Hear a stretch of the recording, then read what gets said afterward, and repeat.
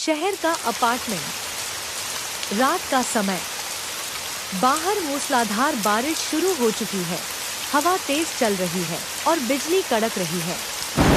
आदित्य अपने लैपटॉप पर काम कर रहा है, जबकि सोनिया खिड़की के पास बैठी बारिश का मजा ले रही है। वाह आदित्य, क्या मौसम है! ऐसे में तो पकोड़े और चाय हो जाए। आदित्य सोनिया से कहता है। सोनिया, मेरा बहुत जरूरी काम चल रहा है और तुम जानती हो मुझे बारिश में अकेले घर से बाहर निकलना बिल्कुल भी पसंद नहीं। वैसे तो बड़े वैज्ञानिक बनते हो, बारिश से डरते हो? डर नहीं है, बस सावधान रहता हूँ। सड़कें फिसलन भरी हो जाती हैं और वैसे भी मुझे बारिश की ये तेज आवाज थोड़ा बेचैन करती है। तभी अचानक बिजली चली जाती है। सोनिया थोड़ी सहम जाती है। ओह नो, अब क्या होगा? मोमबत्ती कहाँ है?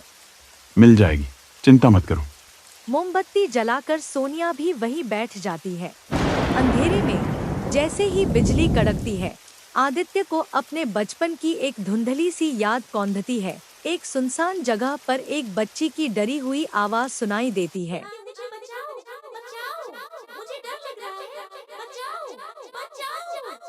क्या हुआ आदित्य, तुम ठीक तो हो? कुछ नहीं, बस एक पुरानी याद। अगली सुबह। बारिश थम चुकी है, लेकिन आसमान में बादल छाए हुए हैं। आदित्य और सोनिया नाश्ता कर रहे हैं। आदित्य के फोन पर एक अनजान नंबर से कॉल आता है। हेलो। आप आदित्य शर्मा बोल रहे हैं? जी, मैं आदित्य शर्मा बोल रहा हूँ। आप कौन?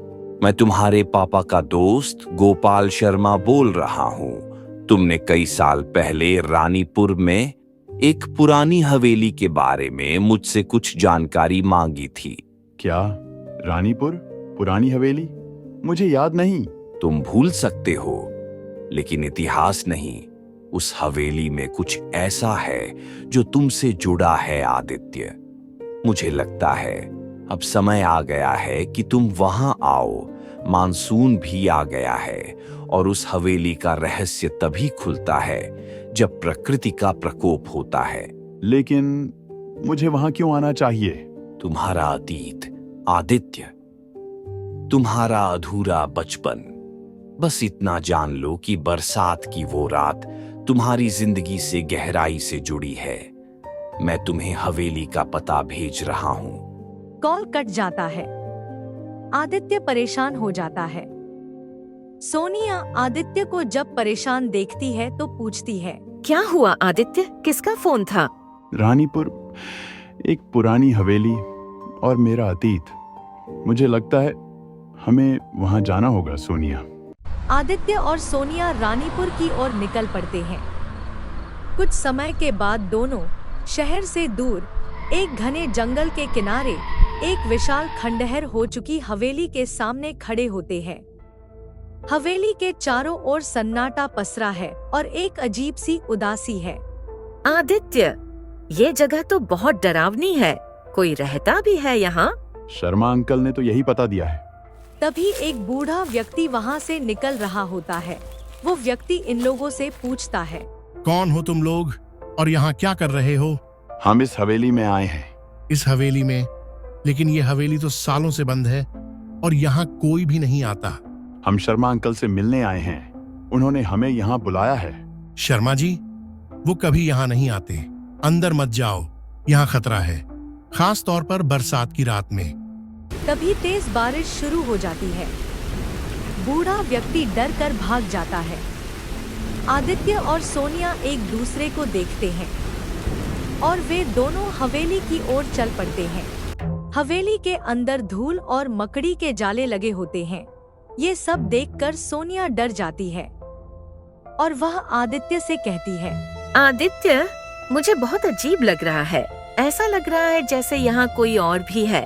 आदित्य, तुम आ गए। मैं जानती थी तुम एक न एक दिन जरूर आओगे। आदित्य, तुमने कुछ सुना? मैंने कहा था ना, यहाँ कोई और भी है।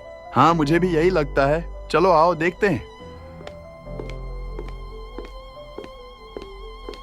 आदित्य, तुम आ ही गए। तुम आ ही गए। जैसे ही आदित्य और सोनिया कमरे में पहुंचते हैं तो आवाज और छोटी बच्ची की परछाई अचानक गायब हो जाती है। आदित्य, तुमने अभी यहाँ एक परछाई देखी थी ना, वो अचानक कहाँ गायब हो गई? आदित्य, मुझे बहुत डर लग रहा है, तुम चलो यहाँ से। कमरे में लगी एक तस्वीर को देखकर आदित्य को कुछ याद आता है। ये बच्ची सोनिया, ये वही बच्ची है जो मुझे मेरे बचपन की यादों में दिखती है। तभी गोपाल शर्मा जी वहां आ जाते हैं। वह चुपचाप उन्हें देख रहे होते हैं। आदित्य, तुम्हें यहाँ आना ही था। ये वही हवेली है जहाँ तुम्हारा बचपन बीता। मेरा बचपन? लेकिन मैं तो शहर में पला बड़ा हूँ। नहीं, तुम 5 साल के थे जब तुम्हारे माता पिता का यहाँ एक्सीडेंट हुआ था। तुम्हारी माँ उसी रात चली गई। तुम्हारे पिता तुम्हें इस हवेली के मालिक को सौंप कर गए थे ताकि तुम सुरक्षित रह सको। उन्होंने तुम्हें इस हादसे से बचाने के लिए तुम्हें अपनी बेटी अंजलि का जुड़वा भाई बताया था। क्या? तो अंजलि हवेली के मालिक की बेटी है? हाँ बेटी, आदित्य और अंजलि दोनों एक ही उम्र के थे और बहुत करीब थे। हर बरसात की रात दोनों हॉल में बैठकर गाने गाते थे, झूला झूलते थे। 20 साल पहले की वो रात जब अंजलि और आदित्य 5 साल के थे। तेज बारिश हो रही थी। दोनों हवेली के बाहर बारिश में खेल रहे थे। तभी अंजलि के पिता परेशान अवस्था में वहां आते हैं और कहते हैं, हमें यहाँ से तुरंत निकलना होगा, बारिश का पानी बढ़ता जा रहा है। जब वह दोनों को लेकर जा रहे होते हैं तो अंजलि का हाथ छूट जाता है और वो पानी में डूबने लगती है। आदित्य, बचाओ बचाओ बचाओ, मैं गई। पिताजी पिताजी। अंजलि अंजलि, हम आ रहे हैं। अंजलि मेरी बच्ची, हम आ रहे हैं, तू चिंता मत कर। थोड़ी देर बाद अंजलि पानी में ओझल हो जाती है। आदित्य को अब सब कुछ याद आ जाता है। वो डरी हुई आवाज, वो बाढ़। तो वो अंजलि थी? क्या वो मेरी बहन थी? हाँ, तुम्हारे पिता ने तुम्हें ये सदमा भूलने के लिए तुम्हें शहर भेज दिया था और तुम्हें कभी इस घटना के बारे में नहीं बताया, लेकिन तुम्हारे मन में कहीं न कहीं ये यादें दबी हुई थीं। उस रात तुम इतनी जोर से चिल्लाए थे कि तुम्हारी आवाज चली गई थी और तुम्हें बोलने में कई साल लग गए। इसीलिए तुम्हारे पिता ने तुम्हें इस अतीत से दूर रखा। लेकिन अब मैं सोचता हूँ इस जगह पर बोर्डिंग स्कूल बनाया जाए ताकि गरीब और अनाथ बच्चों को फ्री में रहना, खाना और शिक्षा दी जा सके। बिल्कुल ठीक कह रहे हैं अंकल जी, और इससे अंजलि को भी बहुत खुशी मिलेगी। और एक काम और बेटा, हमें अंजलि की आत्मा की शांति के लिए पूजा पाठ भी करवाना होगा। थोड़े दिनों बाद वीरान हवेली की जगह एक विशाल स्कूल का निर्माण हो जाता है। पूजा पाठ करवाया जाता है। उसके बाद अंजलि की कभी कोई आवाज नहीं सुनाई देती। उसकी आत्मा को मुक्ति मिल जाती है। तो दोस्तों, ये थी आज की कहानी।